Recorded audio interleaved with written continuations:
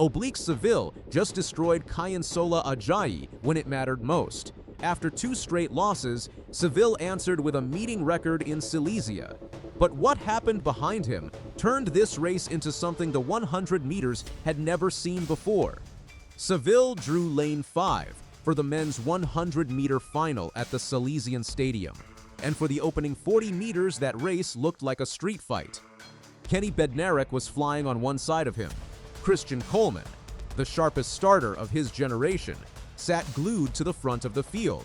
Then Seville reached the phase that used to be his weakness, that long drive between 60 and 80 meters.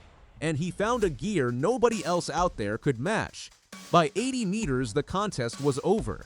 He crossed the line in 9.83 seconds with a legal tailwind of 1.4 meters per second, wiping out the 9.87 that Fred Curley set in 2024. Seville's own compatriot Kishane Thompson shared that old mark. 3 different men had run 9.87 inside the Silesian Stadium across the years, and nobody in the history of the meeting had ever gone quicker. What makes the run sharper is that he called it in advance. At the pre-meeting press conference in Corzau, Seville stood in front of the assembled media and told them he would be taking the meeting record. Then he walked out on the 23rd of August and took it. The warning signs were already there in the qualifying rounds. Seville won his opening heat in 9.90 seconds, which is a world-class clocking produced in a round that only asked him to advance. Bednarek won the other heat in 10.03, and the size of that gap told everyone watching how comfortably the Jamaican was moving. The Kamila Skolimowska Memorial has a reputation as one of the fastest meetings on the calendar, and the 2026 edition delivered 6 meeting records across 15 Diamond League disciplines. Nicholas Alekna threw a Diamond League record in the discus. Mondo Duplantis cleared 6.20 meters in the pole vault. The 100 meters still took every headline. Both of the earlier defeats had landed inside 2 weeks in July, and both had followed the same pattern. The first came at Hayward Field in Eugene, Oregon, on the 4th of July. Kayinsola Ajayi was making his Diamond League debut. He was 21 years old, a student at Auburn University and the reigning NCAA champion. And outside collegiate track circles, barely anybody knew his name. Seville exploded out of the blocks. Ajayi caught him before the 30-meter mark, pulled clear through the middle of the race, and won in 9.84 seconds. The world champion finished second in 9.89. The second came on the 18th of July at the London Stadium in front of a packed British crowd. Ajayi ran 9.84 once again, turned his head, and stared directly at Seville as the two of them crossed the line together. Seville clocked 9.87 and finished second inside 14 days. So the Jamaican walked into Poland with a growing pile of questions about whether his crown was already slipping, and with a 21-year-old living rent-free in his head.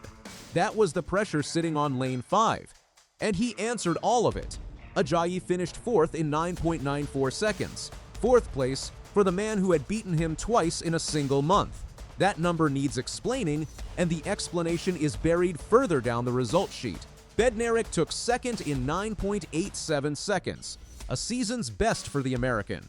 Coleman came third in 9.93. Ajayi was 4th in 9.94. Gift Liatlela of South Africa finished 5th in 9.95. Andre de Grasse, the Canadian Olympic champion, was 6th in 9.96. Akani Simbine of South Africa matched him exactly, running 9.96 for 7th. Ronnie Baker of the United States clocked 9.97 for 8th, and Emmanuel Assame of Cameroon closed out the field in 9.99 seconds. Every single athlete in that final broke 10 seconds. All 9 of them. That had never happened before in the entire history of the 100 meters.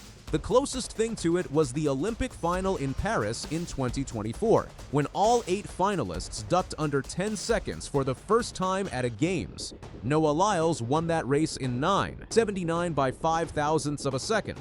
Chorza went one step further because there were 9 men on the line instead of 8, and not one of them missed the barrier that used to separate the great sprinters from everybody else. World Athletics logged the result as a record for depth, which is a very quiet way of describing the fastest group of sprinters ever assembled in a single race. The margins were absurd. 0.06 of a second covered 7 world-class sprinters, which means you could have thrown a bedsheet over the entire group at the finish line. The field was so brutal that Akeem Blake of Jamaica never even reached the final. He finished 7th in his heat in 10.26 seconds. Blake has broken 10 seconds many times in his career, and in Chorzo that was not close to enough to earn him a lane, which puts Ajayi's 9.94 in a completely different light.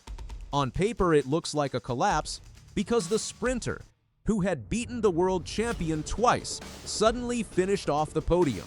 In reality, he ran into a final where 7 other men produced something near their absolute best at exactly the same moment. At almost any other meeting on this circuit, 94 seconds puts a man on the podium and into every highlight reel of the weekend. His season also stands up against anybody in the world. In May, at the NCAA East Regional meeting in Lexington, Kentucky, Ajayi ran 9.84 seconds to erase Olusoji Fasuba's Nigerian record of 9.85, a mark that had stood untouched since 2006. In June, he won the NCAA outdoor title in a wind-assisted 9.72. In July, he beat Seville twice.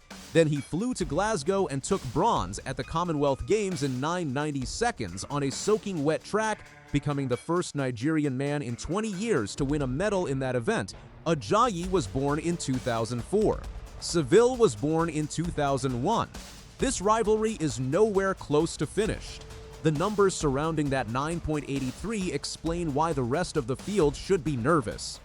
It sits 0.06 away from the 9.77 personal best that won him the world title in Tokyo in September 2025, the run that handed Jamaica its first global 100-meter crown since Usain Bolt. Arriving that close to a lifetime best in late August, deep into a long and punishing season, is a serious warning to everybody chasing him. Seville also trains under Glenn Mills, the coach who guided Usain Bolt through every world record he ever set. That late race strength on display in Corzau, the part of the 100-meter Seville used to lose, is exactly what the partnership has spent years building. He was calm about all of it afterwards. He said he was in pretty good shape and felt proud of the win, and he pointed out that he had taken the meeting record exactly as promised at the press conference. He added that the atmosphere in Chorzów was excellent and that he would happily come back the following year. One number still sits above his head.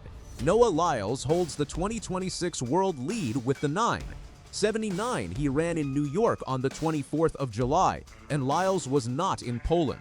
That argument remains completely open. Seville's next assignment is Weltklasse Zurich on the 27th of August, the final regular season stop of the Diamond League circuit. After that comes the Diamond League final in Brussels on the 4th and 5th of September, 2 sessions at the King Baudouin Stadium where the season trophies are decided.